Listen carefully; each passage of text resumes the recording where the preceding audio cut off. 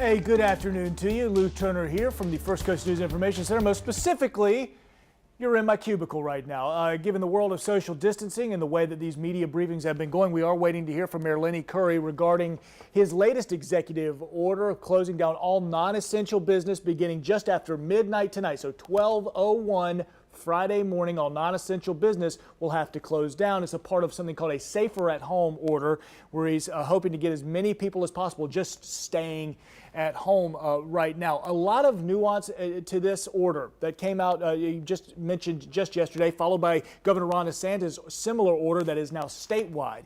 So there are a ton of questions. I know you've had a ton of questions. We've been getting phone calls here into the information center about what actually qualifies as essential or non-essential business, or a worker that's essential or non-essential. Will this impact this business, A, B, C, or D? There is some direct answers on firstcoastnews.com right now as per the order what actually qualifies for this. But the mayor himself saying there's been a lot of confusion associated with this, so he's going to take even more questions than normal here. He's sitting down. We'll go ahead and join him in progress. Here's the mayor. Today and available for questions is Director Woodard, Director Mike Bruno with JSO, Fire Chief Powers, Jacksonville Fire and Rescue, and Director Jordan Ellsbury from my administration, which can take some specific questions as it relates to essential and non-essential businesses, as he's been handling those questions internally. I just want to, had a lot of action the last few days, so we're going to keep these briefings brief and then take questions so you can get questions answered for the people of Jacksonville. I just want to take a moment to say that this morning, when I was out, I saw a handful of firefighters that were getting some food, and it made me think about what should be obvious, but that is all of the folks that are putting themselves out there for us every day while this virus is lurking. Firefighters, police officers, folks in grocery stores, folks that pick up our garbage. Imagine being an ER nurse and person comes in with a cough. So I just want to take a moment to say thank you to all of you for being on the front lines of this battle while we all work to flatten the curve. My Safer at Home executive order takes effect tonight at 12:01 a.m. This order allows essential businesses to continue to operate in Duval County and urges citizens to stay in their homes, except for critical and essential needs. As I said yesterday, this does not mean you can't go for a walk, a run, or a bike ride. Activities like these are still permitted. I would just ask you to practice social distancing. Keep your distance. Wash your hands. These are all the CDC guidelines that we should all be following. This is going to be a tough 30 days in many ways for all of us here in Jacksonville. Your home, your routines have been disrupted. But if we do this and continue to flatten the curve, we'll come out of this quicker and do everything that we can to get people back to work, our children learning, and get back into the normal routines to the extent that we can. Update on testing, we have 271 cases. What I want to say about the testing is we expect to continue to see spikes in the testing. There's also been 5 to 8 day waits. So batches of tests, as they come back, you're going to see moments where you have 30, 40, 50, maybe even more, what appear to be new positives overnight. Those aren't new positives. Those are people that were tested 5, 6, 7, 8 days ago and were carrying this even before then. A very relevant number to look at is the percent of positives based on the total tests. Our percent of so total people tested, what's the percent of those that come back positive? Ours is consistently trending less than 7%. That's the lowest percentage in any major metropolitan area in the state of Florida. And so what we need to do is keep working to flatten the curve And that's us doing our part to keep those numbers low, which means we're stopping the spread. Remember, this disease doesn't spread itself. People spread it from one person to another. For those businesses that can remain open under a safer at home order, please remember that all other executive orders from my office remain in effect. If your employees can perform their job duties from home, let them do so. Take proper safety precautions and social distancing measures. Had many questions about churches. Can they hold services? While churches are considered essential, prior executive orders apply. And that includes you cannot have more than 50 people in attendance, and they must be 6 feet apart. Virtual church services or radio broadcasts are the safest option during this time. A full list of businesses that can remain open are listed in the executive order, which is posted at www.jacksready.com/virus. Duval County Public Schools has asked me to remind families they will continue to provide meals, breakfast, lunch, and dinner to students and families in need. Breakfast and lunch are available at Duval County Public School locations. Dinner will be provided at 71 select school locations. A list is available at duvalschools.org. I spoke to Dr. Green, our superintendent, last night. We were just having a personal call, and she reminded me of the disruption of normal life of the students, of our children, young men and women in Jacksonville. And we specifically had a conversation about our high school seniors. And it reminded me of the importance of those years, obviously the academic piece, but the life experiences that many of these young men and women are missing out on right now. Their spring sports, prom, so many of the things that are memories for all of us as adults. And just want to take a moment to express to all of our school children that lives have been totally flipped upside down. Your school officials care for you and about you. Your city cares for you and about you. And it's not lost on us and lost on me that seniors are missing these life-shaping experiences. In regard to a tweet I sent last night regarding cruise ships, I want to take a moment to address that. News reports were speculating yesterday that a ship with close to 200 passengers exhibiting symptoms of COVID-19 could be headed to any port city on Florida's East Coast, including Jacksonville. Based on those reports, I called the head of our port and made other calls of folks that would have knowledge of ships coming into our port. And I had not been contacted. Those officials had not been contacted. So we're hearing potential credible reports, and no one is talking to those in this city that are in leadership positions. Our city is caring and compassionate. My tweet was simply expressing on the front end, since no one has contacted us, that while we demonstrate our compassion, we need to have an absolute guarantee that federal, state, and local resources will be coordinated to ensure the safety of our local community. We cannot have a cruise ship full of COVID-19 patients coming into the city without understanding and have agreed upon protocols in place to care for those passengers and protect our citizens, and that can only happen through communication and coordination. I know these are stressful and painful times for many in our community, and I want us to all be mindful to care for one another. I'm going to encourage you again to make that 7 o'clock call. We're #make that call at 7 o'clock. It's been so rewarding for me to make those calls and receive those calls, and to hear many of your stories on social media, how you're connecting with family, friends, and maybe even people you haven't connected with in a while. I want to remind you that during this time, find a routine at home. I know it can be hard to get up in the morning because your schedule's disrupted and there's so much uncertainty. Believe me, speaking from personal experience, I know these are very, very stressful times. But get up, set a routine, get some chores, take a walk, just do something. You'll be better for it. With that, we'll take questions. Jim with WJXT. Mayor, two questions on testing. You talked about the 7%. Does that include Lot J testing? Because still, we're getting numerous calls of people not getting those results that were there even on the first day. Do you know if that includes? Go ahead.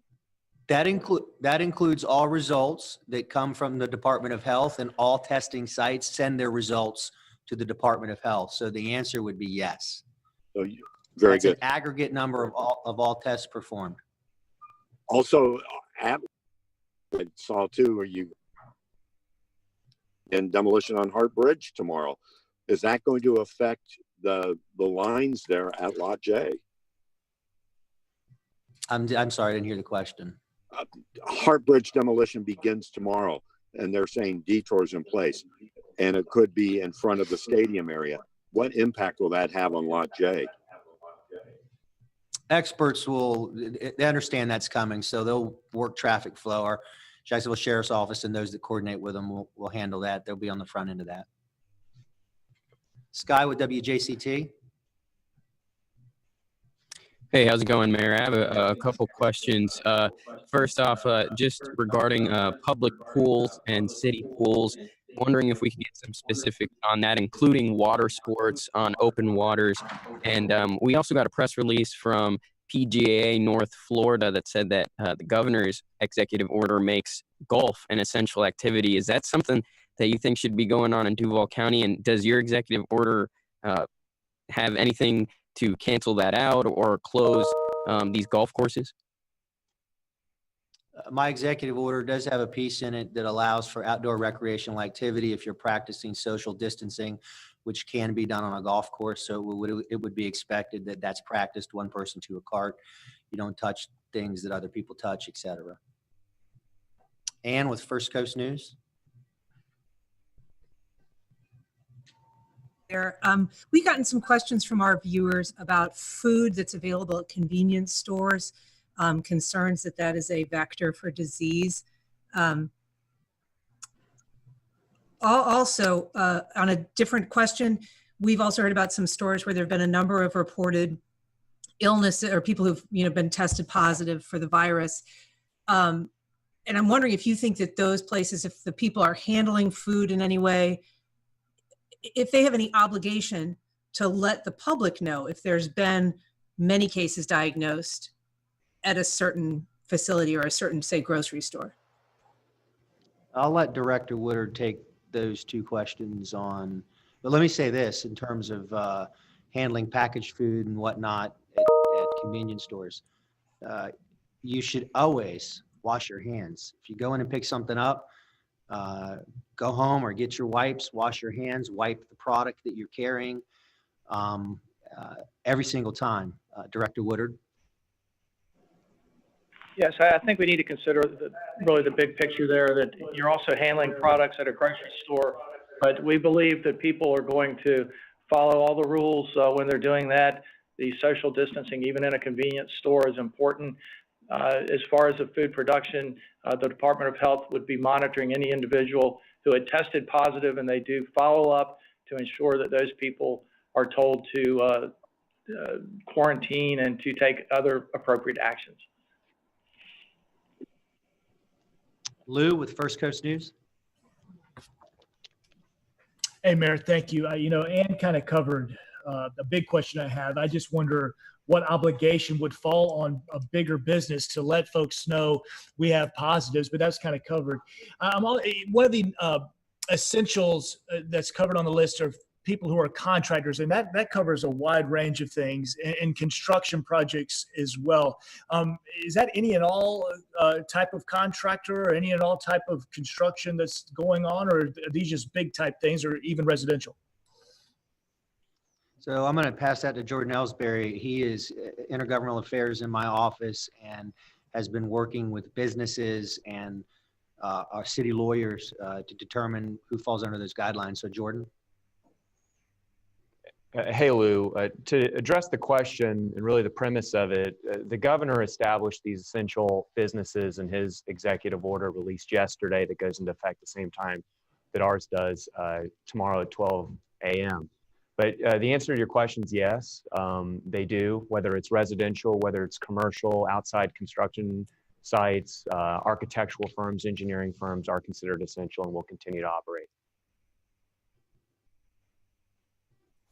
Paige with Action News. Hey there, thank you. I've got 3 questions. Can you hear me all right? We can. First question, how will you handle enforcement of this executive order moving forward after midnight tonight? The second, have you heard any discussion of false negatives of the COVID-19 tests? And the last one is a personal one for you. Have you seen, can you name one positive unintended consequence of all this? I'll answer the last question, then I'll turn the other two to JSO and the Emergency Operations Center. There certainly are, well, this virus that is, it's like a ghost, right? You don't see it coming. People are walking around potentially asymptomatic and can spread it. So the economy's been disrupted. Lives have been wrecked economically. We've had deaths. Families have had to experience deaths. People have to die alone. That's pretty tough stuff. So I hesitate to say positive silver lining because there's people right now that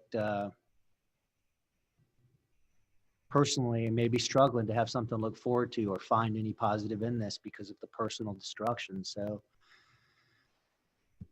but I would say the way the community is, most people are doing their part to flatten the curve. I believe that because they care about each other.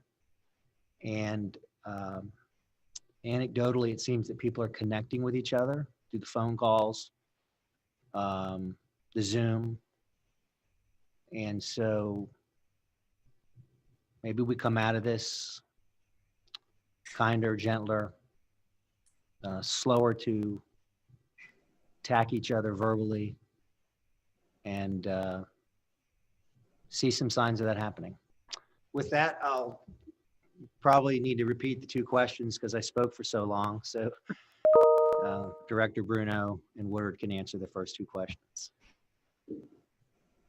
So Paige, to answer your question in regards to enforcement, the sheriff met with his staff earlier today in a video conference, and we talked about some of the challenges within the community and what an appropriate response is for our officers as they handle them.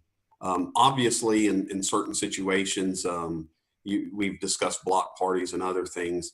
You know, our focus is to talk with the organizers of the events to get their compliance even before.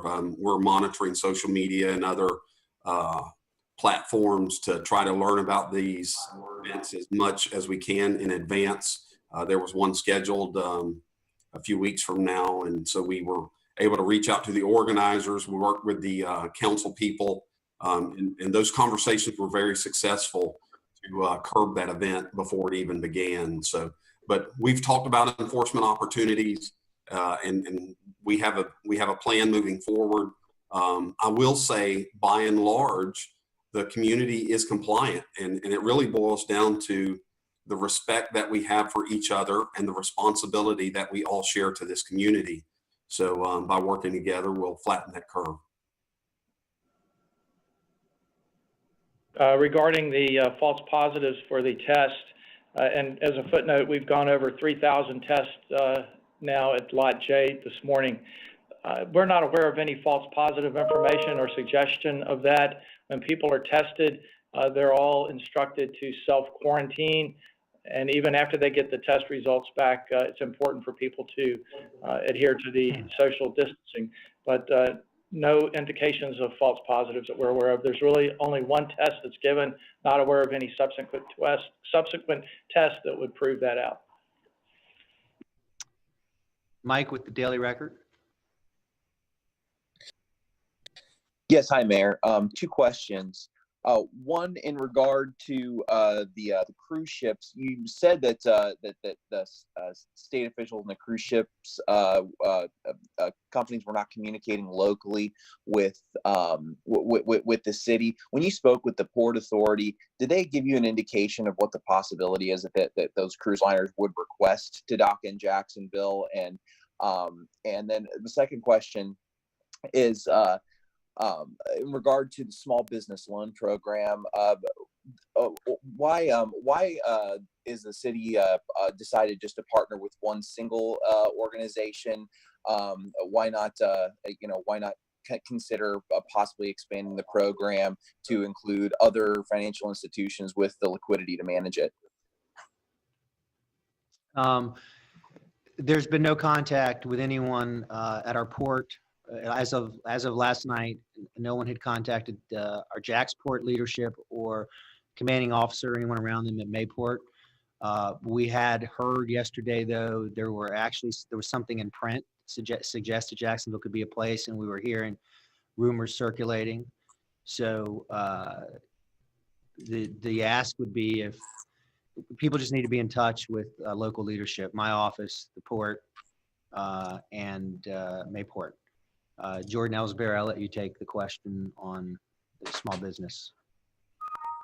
Yeah, Mike, as it relates to the partnership with ViStar, ViStar is a longstanding partner with the city of Jacksonville as well as a community brand. But the reality is ViStar had $50 million prepared and working capital to put to work for small business loans. They approached us, we approached them to have conversations about how we could be a part of that. But ultimately, ViStar has the capacity to put the capital to work ASAP, which is what, quite frankly, small businesses need at this moment. Jamarlo, Action News. Hey, Mayor. So what will happen? What are the consequences if someone violates the safer at home order? And also for folks who are considered essential, are they required to have like a piece of paper in their car, that sort of thing? The first part of the question, violate the executive order. Look, you could have, the sheriff's office will enforce if necessary. Clearly, we don't want to do that. And I believe that by and large, the people of this city are going to do the right thing and are going to stay at home, move around when it's essential, and practice social distancing. The second part of the question was? Basically, if people who are considered essential, are they required to have some type of paper inside their car? No, you don't. You don't have to have documentation, but clearly if somebody appears to be violating that and it's reported, that report will be assessed, and then a follow-up by code enforcement or JSO will be determined at that time. Christopher Hong, Florida Times Union. Hey, Mayor, I have 3 questions. 2 are for you, and then 1 would be for the sheriff. First, about the ViStar lending program. Do you know when the legislation is going to be ready to be introduced? And if you guys have a copy, could you distribute it to the press? The second question would be, has your office received any models showing, what like a potential outbreak in Duval County would look like, and when that would start to, impact hospital capacity? And then the third question would be for the sheriff. I've gotten several questions from readers who are just wondering if the beach closure would allow people to take their boats out of the inlet and access the surf through a boat to surf or swim or whatnot. I just wanted to see if you could provide clarity on that. Thank you. What was the second question? I heard the small business, then one for the sheriff. I'm going to flip the small business one to Jordan. What was the second one? The second question is, is the emergency management office or your office, do you guys have any models that show like what a local outbreak would look like in Duval County? So I've not seen models. And if anyone in my administration is looking at those and we have a public record, we'll give them to you. If you've requested them, you'll get those. But what I have done in terms of the models, So I do a scheduled call with all hospital leadership every week. And then during the day and the evenings, I call hospital leaders myself. and I talked to them about the models. There's various models. Some hospitals are using a model. Other hospitals have combined a number of models. And if you take on any number of the models, if you take a scenario, and most of those models, I believe, I want to get out of my expertise here, some level of mitigation to no mitigation. And so that would demonstrate stress points at some point, potentially in mid-April, start feeling them, with peaks potentially in early May. But I can't say that conclusively. This is just in my discussions with those in healthcare leadership. But those are certainly driving the decisions that I started to make weeks ago about social distancing and started laying out executive orders to keep people safe. Jordan, I'll let you take the question on legislation and when it will be available.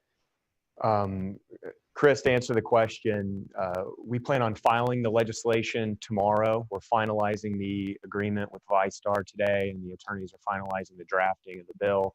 So we plan to file the bill tomorrow, and we expect council action Monday. And obviously, the bill will be made public tomorrow once we finalize an agreement. I believe there was a question for Director Bruno. Yeah. So Chris, this is Mike Bruno. I'm the Director for Patrol and Enforcement for the Jacksonville Sheriff's Office. In regards to what you were referring to as the boat access, I know that the legislative piece limits some access points for where people can get access to the waters, but it doesn't shut the waterways down. Obviously, and I know the mayor's talked about this before, you want to practice proper social distancing and not congregate in groups. I know FWC has made an effort there to ensure compliance on our waterways as well as our marine unit, but the legislative bill in and of itself doesn't shut the waterways down. Jim with WJXT. Well, Mayor, I think there were a couple of things, particularly in your response to Chris over the models on that. You're saying mid-April, May, we could see the worst things here in Jacksonville. Is that what that is showing? And as the health department, I mean, we haven't seen them on these conference calls. Are you in touch with them every day? The health department is a part of our emergency operations team. And so, for example, I believe I'll be on a call with them, I think today at some point. And then there's also other calls that happen with a smaller subset group of people daily. Jim, I'm not saying I've seen a model that says that this virus is going to crush Duval County hospitals, Jacksonville hospitals. What I am saying is that in phone conversations with hospital leadership is there are certainly models that would show bed capacity starting to fill up sometime between mid-April and early May, maybe peaking in early May. And so that's a possibility based on models. That's at the same time, when we look at our percent of positives to total tested, ours is consistently below 7%. In fact, it had a slight dip on the last data point. That's a positive sign, and might suggest, we don't know, but might suggest that the social distancing we started weeks ago is having an impact. Because if that percentage is higher, if it mirrors what you're seeing in some other parts of the state, that's when you start seeing massive hospitalizations, et cetera. However, the hospitals and the city, the hospitals specifically, they're making contingency plans in the event they need to add beds, which is just a smart thing to do. It's a good, smart strategic plan. Sky with WJCT. Hey, Mayor. The New York Times just published a report, and it had Duval County as number 3 in the nation where people were still traveling in the county as of March 26th, which was last Thursday, Friday. That type of area, around 3 miles per day. You're quoted in that story. I think it was just based off of a press release that you had or something that you talked about before. I just wanted to get your reaction to that. Does that shock you at all, or do you attribute it to anything? It doesn't shock me. It's, there's a reason the governor is taking the action he's taking on flights and vehicles coming into the state. We're at the tip of the spear, if you will. You come into the state of Florida at certain points, you're here. There's a reason we took action with our hotels. look, I love New Yorkers. I love New York. I love visiting New York. But we have right now, all of us, a responsibility to stop the spread. And where people have been quarantined outside of our city and county, we would ask that they follow the orders of their local city and not come to ours. It's just about taking care of each other. Lou, 2 more questions. Lou with First Coast News. Thank you, Mayor. I know so much comes down to individual responsibility, and I understand that grocery stores are extraordinarily important and essential, but some folks have been calling nervous about just how many people are in a specific grocery store and all the crowds. Is there any plan or thought to making these stores limit just how many people can come in at any given time? Does the 50 plus apply to that? I mean, some of them have more employees. I'm just curious about your thoughts on it. A practice that I think is a suggestion that these stores could potentially put into place in practice is making their aisles one way, and telling people when they come in they need to be 6 feet apart. That way you don't have 2 people coming face to face, and you have some distance, and you don't have crowded aisles. I know there are some grocery stores that have moved hours around to accommodate people that have potentially immune systems that could be at risk. But I think, we're always open to adding safety precautions in place. And I will suggest to the grocery stores, not just on camera, that they take additional steps, including maybe one-way traffic in the aisles. Last question. Ellen with Jack's Business Journal. Hi, Mayor. Thank you for taking my question. I'm just curious, could you tell me what the City Council responses to the ViStar partnership has been so far? And also, are you concerned at all about the financial burden that could pose for the city? City Council, look, we've got to work through the details with them, but very supportive of the idea that we as a city and as a community, my office and the City Council are going to step up and recognize the strain small businesses are feeling right now. And that strain directly affects working people, because working people work for many of these small businesses. The financial strain on the city, I said yesterday, we are financially sound and strong. We've built up over $100 million in additional fund balance since 4.5 years I've been in office. But the budgets in the years ahead are going to be incredibly difficult. If all this ended right now, the budgets in the years ahead, while I'm in office for sure, are going to be very difficult, with difficult choices and reprioritizing things. However, we're not waking up today and this is over to now, so the economic impact is going to get worse. That's just the reality. But what we're going to have to do is have budget priorities that are focused on people and needs and services for all of us. And there are going to be some really, really tough economic years. But we'll do what Jacksonville does. We'll do what Duval County does. And we'll come through this together.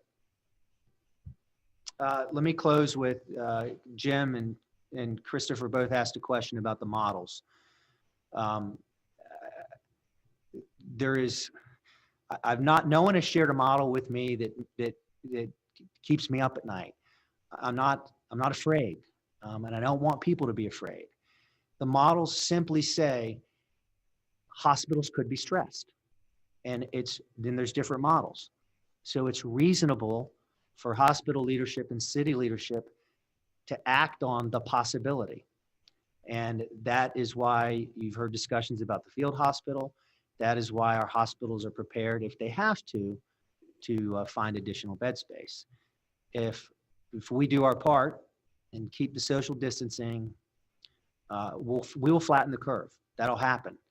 And as I said before, we may be having some of those impacts now.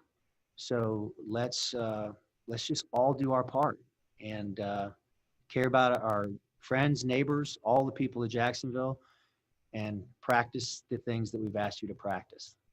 And I see people shaking hands sometimes when I'm driving home.